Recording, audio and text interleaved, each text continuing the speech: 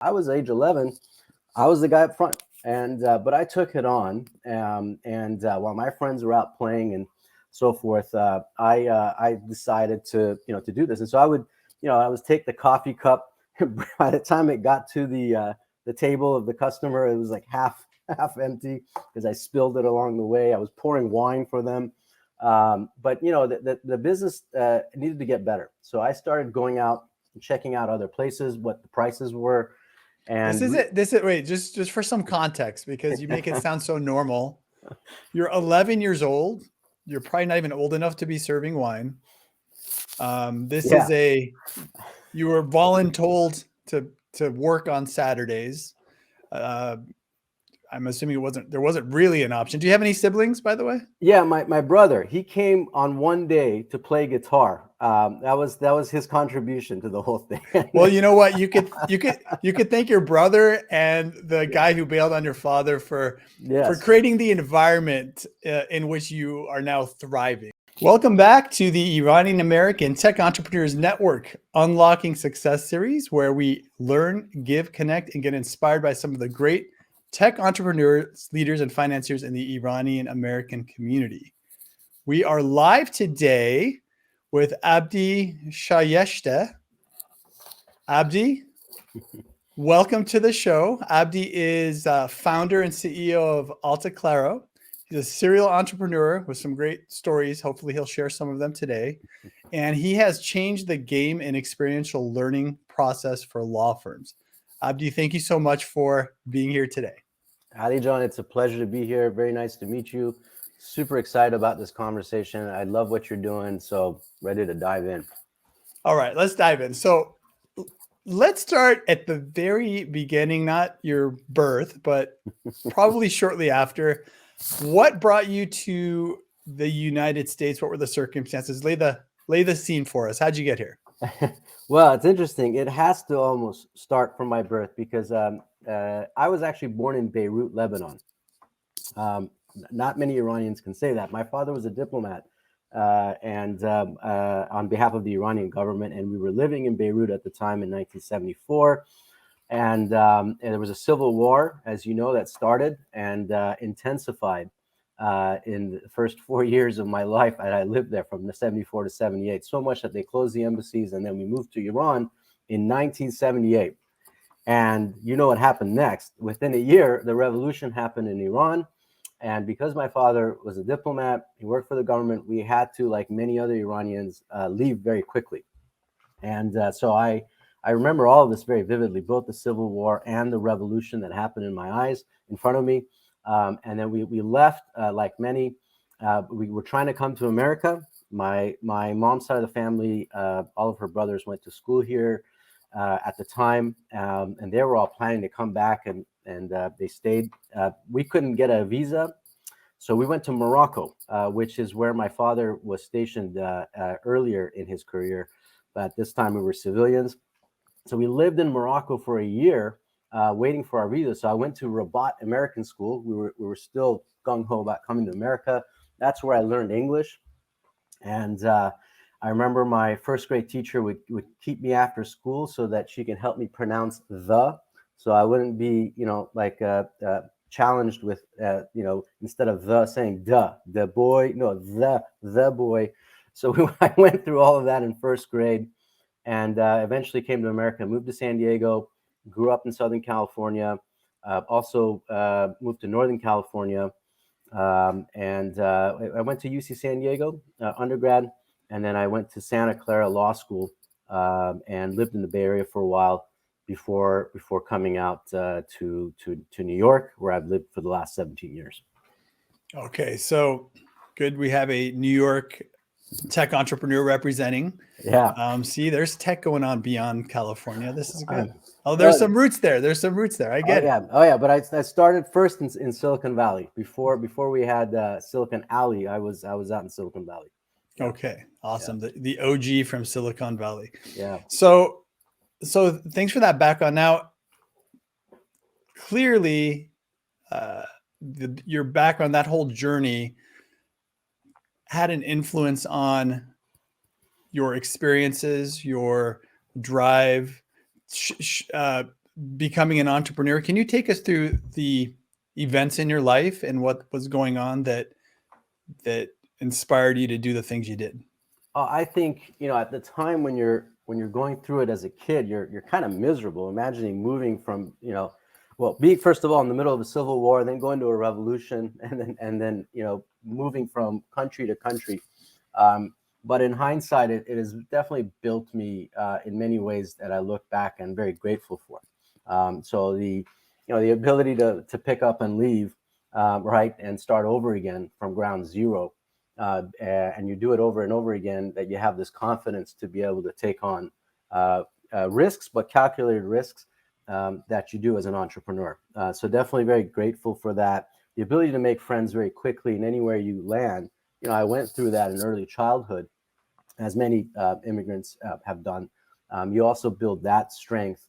But I think as many Iranians experienced coming to the U.S., the challenges that we went through as a family really helped shape, who I am today. So when we came, like many Iranians, we had to start from ground zero again. And we were fortunate early on that we had a little bit of savings we brought with us. But that went very quickly. My father burned through it. My father was a good diplomat, but he was a terrible businessman. Deal after deal, our savings started withering away. My mom started working. She was a Montessori school teacher. And my dad got involved with these investments that I'm sure many Iranians have similar stories, where the partner bailed on them or failed them and so forth. One of them was a cafe in San Diego. When I was age 11, someone convinced my dad to start a French cafe, a gourmet cafe. And that person promised that he would manage the whole thing, that my dad would be a passive investor. It was a terrible business idea.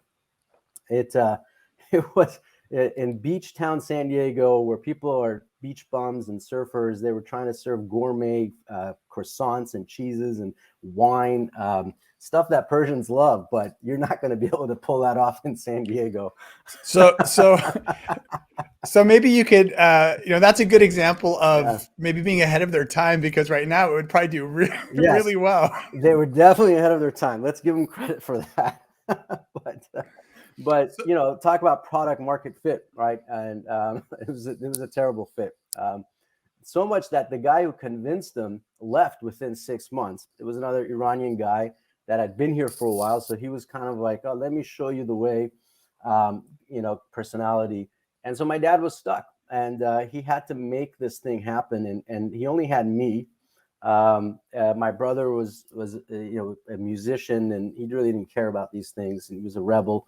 My mom was working, and we only had one car. My mom got that, so my dad and I had to take the bus to Northern California to open up this cafe. I'm sorry, in Northern San Diego, to open up this cafe every morning at 5 a.m. And I remember very vividly that first day on the job. My dad said, "Okay, you are the busboy, you are manager, you are waiter, you are up front. I'm in the back. I'm cooking. I'm doing the dishes." And I thought it was crazy, but I kind of was excited about it. He was embarrassed, right? He was embarrassed. And if you watch the movie, The House of the Sand and Fog, here's a guy that was very established. He was a diplomat. He was a lawyer, and 50 years, and now he's now having to run a restaurant, and he doesn't speak English very well. And so he decides to go in the back to be the cook and dishwasher. And then I was age 11. I was the guy up front. And but I took it on, and while my friends were out playing and so forth, I decided to do this. And so I would take the coffee cup. By the time it got to the table of the customer, it was like half empty, because I spilled it along the way. I was pouring wine for them, but the business needed to get better. So I started going out and checking out other places, what the prices were. And this is wait, just for some context, because you make it sound so normal. You're 11 years old. You're probably not even old enough to be serving wine. You were voluntold to work on Saturdays. I'm assuming there wasn't really an option. Do you have any siblings, by the way? Yeah, my brother, he came on one day to play guitar. That was his contribution to the whole thing.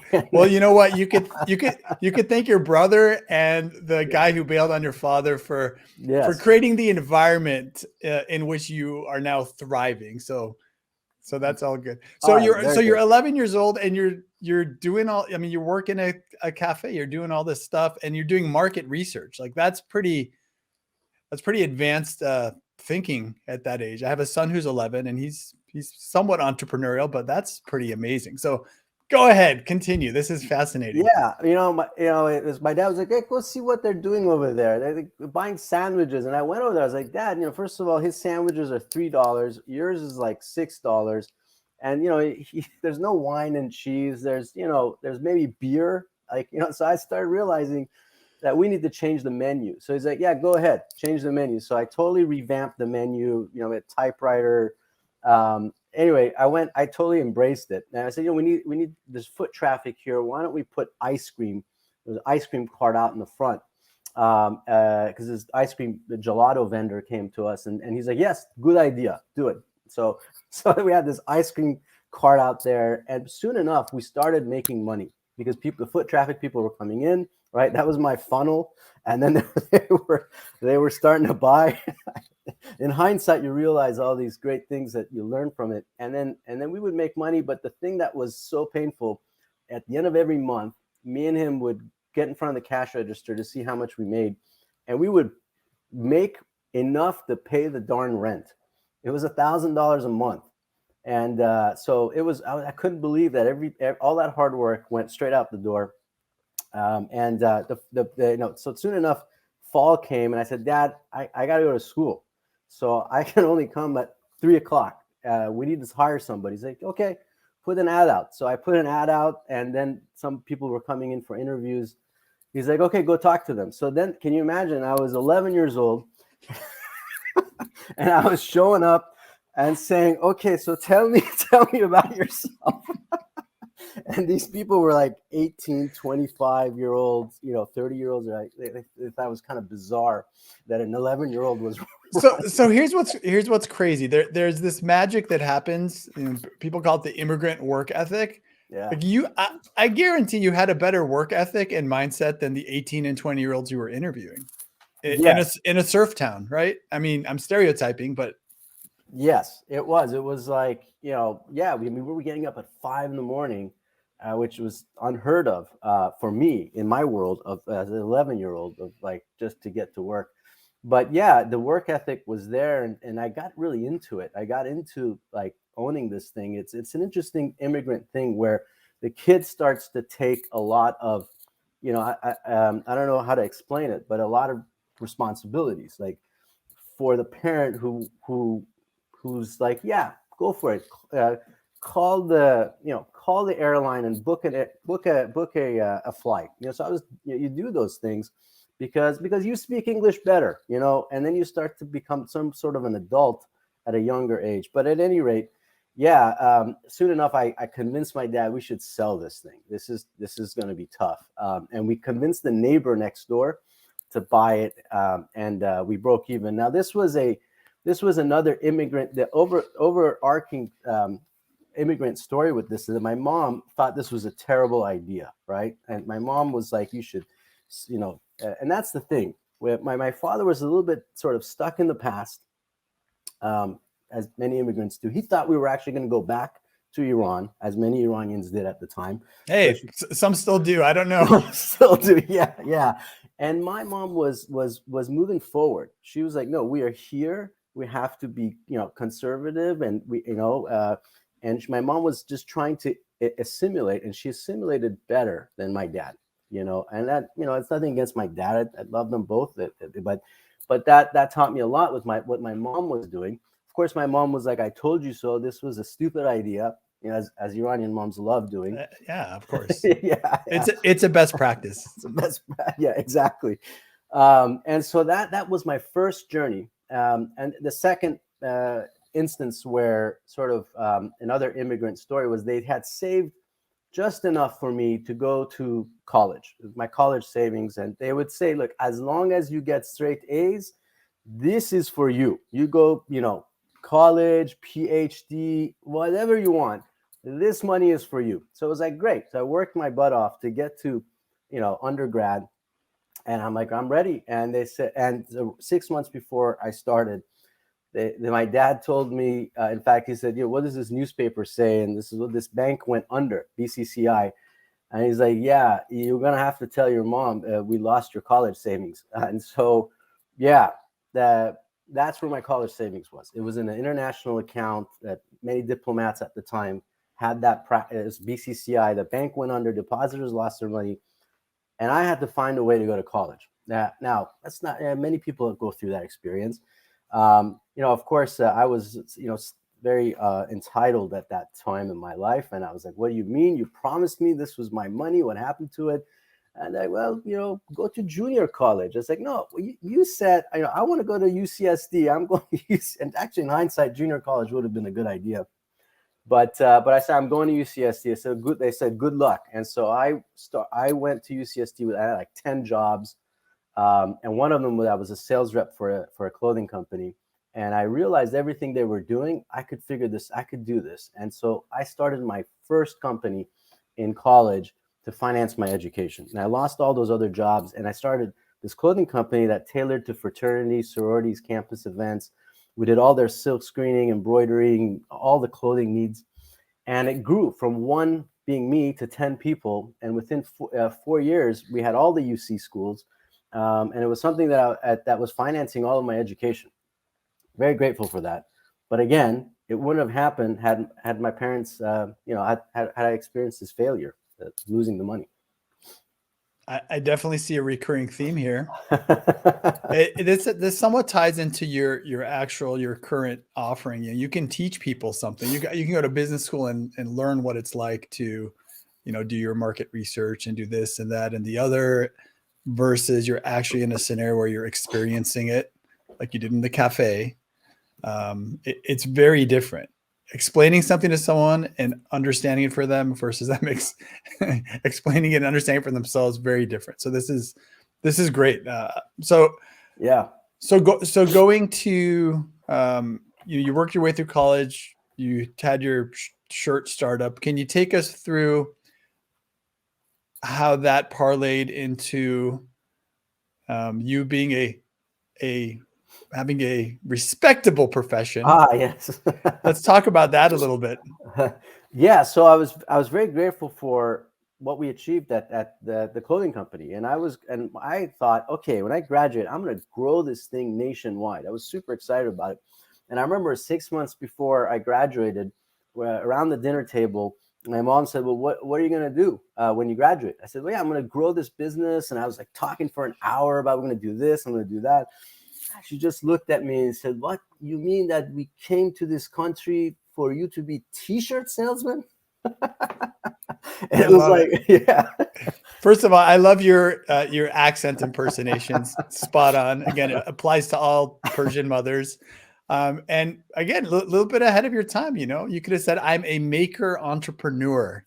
Right. And today it would be like, wow. Yeah. I'm so proud of you, son. But back then it was like t-shirt salesman.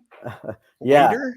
It would have been entrepreneur. What did you do it on the side? You must be a lawyer, engineer, or doctor, right? I love that. Yeah. And my mom's accent's not that thick. I'm kind of, and my mom's going to kill me for doing that. But it's okay to embellish. This is good. Yeah. And I, of course, I was like, no, I'm just kidding. I'm going to sell the company. I'm going to go to law school. Don't worry. And that's what I did. I sold the company to another student and collected royalties for 3 years. My first exit. I wrote the story in my law school application, and I wanted to go to Santa Clara in Silicon Valley. And I realized, well, okay, I'm not going to be an entrepreneur, but at least I'll be the lawyer for the entrepreneur. And that's why I picked Santa Clara. I knew about it. My uncles lived in the area and they were in tech. And so that's where I went. I got a scholarship there. And 1998, where the dot-com bubble was just, sort of emerging. and immersed myself. And then when I graduated from law school, I went and worked for a firm that represented startups and entrepreneurs, and I was totally in it, and loved it so much that I kept calling one of my clients, giving him business ideas, strategy ideas. So I wasn't just giving him legal advice. And the guy was actually an Iranian guy. And he said, you know what? Why am I paying your firm? Why don't you come here and work for me? Which, as a young lawyer, and this was a startup with 3 or 4 people, I thought, yeah, sure. You know what? And the dot-com bubble had just bursted. These guys were doing pretty well. And I took the risk and I said, yeah. So here I was. Now I joined these guys, became my co-founder number 4. Initially head of their legal, but I was involved with strategy and business development. So then became head of business development, landed their first enterprise client. And it was a B2B, one of the first B2B internet mortgage companies back then. It was called Bank Technology. Today it's called FinTech, as you know. But once we landed that first client, the company just grew. I went from 4 people to 100 people overnight. And we were on the cover of Bank Technology News. So it was back in the entrepreneurial world. And then eventually I became CEO of the company. And we sold the company to one of our clients when I was CEO. And that was my second startup experience. Even though I had promised my mom to be a lawyer, I ended up being back as an entrepreneur.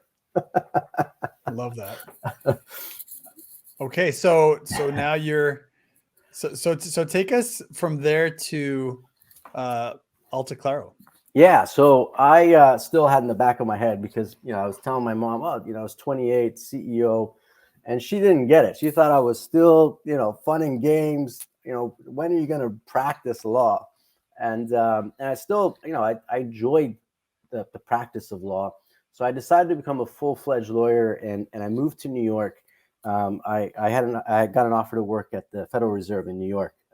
Regulatory law was something that was a curiosity of mine, given that the banks failed that had my college savings. So I really enjoyed, and I was at Federal Reserve, and then I went to King & Spalding, a law firm in New York, and did international deals, and really enjoyed it. Then I went in-house. I was general counsel of a global bank, Bank of Tokyo, MUFG. But through this journey, I saw a pain firsthand, and that was in the beginning and even later. In the beginning, I realized law school didn't teach me anything, and I had to ramp up pretty quickly, and my ramping up was based on luck. Somebody would explain something to me down the hall at 11 o'clock at night, and you talk to this person so many times. I wish there was a place you can go that you can, like a professional tutor, where you can get feedback and practice and make mistakes. It was just a fantasy of mine, and it kind of stuck with me. Eventually I did well, but not everybody had the same access to mentors, and particular minorities got excluded because they didn't get the same amount of deal flow. And years later, when I was training lawyers, I saw how difficult it was to take time away from billing, from business development, to sit down and mentor a lawyer and train them. It's a guild. It's you can't watch videos and say, now I'm going to learn, and now I know what I need to know. It's like trying to learn how to swim. You can't learn by watching videos or reading a book. You got to dive in, as you're talking about, and learn by doing. And you can do it on real work, but clients are not going to pay for that, right? So you can't charge a client for training. There's a lot of write-offs emerge in these environments. Well, you can charge the clients. They may not like it. Well, that's the thing. When I was in-house counsel, I would see these bills, and a young lawyer spending 10 hours on something that should have taken him 1 hour. Now, this is where my Iranian skills come into play, where I would call a law firm and I'd say, I'm not paying for 10 hours for an NDA. It's 1 hour, right? Did you ask for the Persian discounts? Yeah. I needed a discount. I'm reading the bills. Love it. But you know what? We joke about that, but because you grew up, I'm sure, from the cafe days, trying to barely make rent every day, every dollar counted, and people take that for granted. Some people, they think of negotiating for a better price, better value, etc., is like unacceptable. If it's justified and it's a win-win, why not? No, absolutely. I learned very early on just the promise to clients and delivering and being efficient and really customer care, right? That's what got me those t-shirt clients, is that I delivered on time and I fulfilled my promise. And so all those things, emerge for you years later, and you start to see where the gaps are, problems are. And so finally, I turned 40 and I said, you know what? I miss being an entrepreneur. I had a good life and good salary, but I wanted to do more. And so I pulled, the umbilical cord, I cut it. And I didn't know what I was going to do, but I started thinking about that problem. And that's what emerged to tackle that and starting AltaClaro. That's what Quick, we've quick done. question, timeline. How long after you took the big leap to cut the umbilical cord? Because I will say, in the legal profession, it's I talk to a lot of current and former attorneys, lawyers, and they say it's like golden handcuffs. Like some of them Right. don't really like what they're doing. They don't like something, but the compensation is there. So that was a big decision. How long between you making that decision to you coming up with the idea? Because some people will do it like in parallel as a side hustle or something. But what was that? What was Right. that valley of death for you? Yeah, so that's a great question because the idea resurfaced later after the decision. I decided to cut the umbilical cord. I had enough savings. I was going to figure out a way. At the time, one of the things that emerged for me was a different idea that I pursued. But you're right. People thought I was crazy. Like I could work in that Bank of Tokyo forever. Unless I do something wrong, I could have worked there forever. But anyway, I wanted a better life. So one of the first things I got involved with was starting a venture capital fund in Europe. I helped put that together as the promoter of the fund.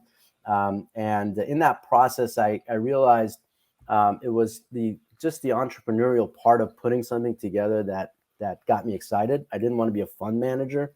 I kind of thought that was boring. People who are telling other people who are doing the work what to do.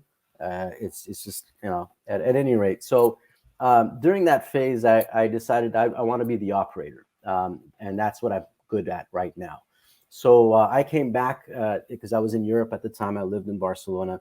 And during that phase, I said, I'm going to pursue that idea that was on the shelf, off the shelf, kind of from my early days. And I spent a good amount of time getting into the research mode, and I got into an incubator program, Founder Institute, to really go through the idea and get feedback on it. And with data, I decided to proceed and move forward and launch the company. But so that journey, took a while from the time I left the corporate world and I was living off my savings, and eventually burned through a lot of the savings. But that if you go back to starting from zero over and over again several times, you build this muscle that you're going to be okay. You have your health, you can figure it out, take calculated risks, and that's what happened with starting AltaClaro. That's excellent. Yeah. So as we, kind of wrap this interview up, can you share what the value proposition is for AltaClaro and any interesting projects or initiatives or things that anyone in the audience would want to learn about or help with, or anything at all? We'd really appreciate it. Yeah, absolutely. So AltaClaro is an experiential learning platform for lawyers. All of our courses have been designed by practitioners, for practitioners, with the goal in mind to get attorneys practice ready. And what we mean by that is that when anyone goes through our programs, any attorney, they're going to learn by doing. They're going to work on mock deals, mock transactions, fake clients, and they're going to receive feedback on that from our vetted practitioners. The doctors get cadavers to work on. Lawyers don't have anything, right? So this gives them a chance to practice, make mistakes, take their time, ask questions, really build their confidence before they work on real clients. So it's a real time, a time saver, and efficiency for a client of a lawyer to have that on their side. And it's also very efficient for law firms to have us there to help train their associates in an efficient way. But it's really empowering for the attorneys who get to learn and grow their practice, or accelerate their learning curve. And so that's what we offer. We've over the last 4 years, grown tremendously. We've been targeting what was called the AmLaw 200, top 200 firms in the country. We've penetrated over 30% of those firms. And inside those firms, we're going across a variety of practice areas. We're now also opening up the training programs to smaller firms. And that has also picked up where firms of sort of regional firms and smaller firms are getting access to learn. It helps them same way to grow their practice by using us to train and upskill into new areas. So very grateful for the growth. Grew 150% year over year from 21 to 22. And now we're on trajectory to grow another 100% year over year. We went from 3 employees to now over 22 or in the span of a year and a half. And we're currently hiring, looking for a director of marketing. We have over 40 faculty members.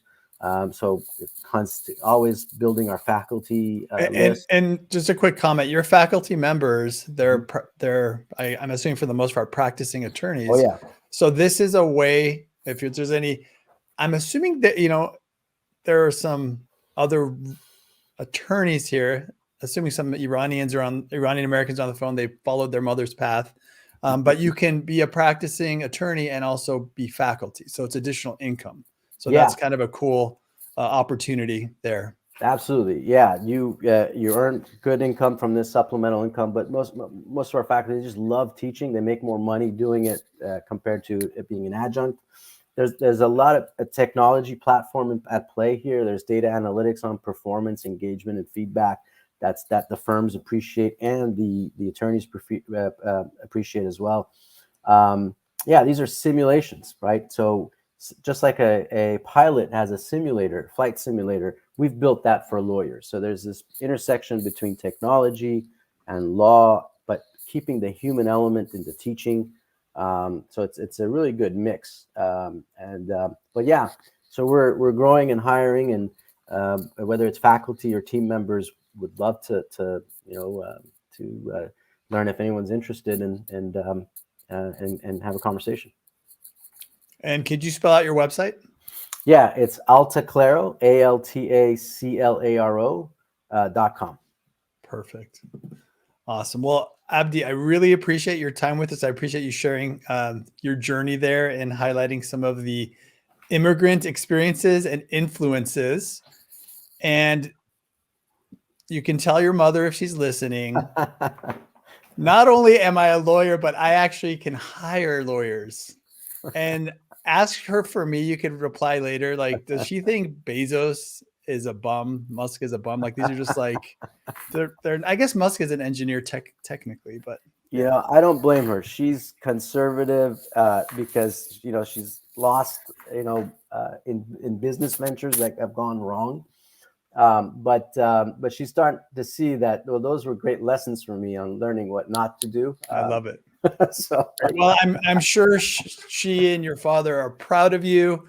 And all joking aside, I think it's awesome what you've done. And just thank you for sharing your experience. I think it's inspiring. I see some people in the chat that said it's been inspirational for them to hear you speak. So thank you. Keep doing what you're doing. Hope to be in touch with you.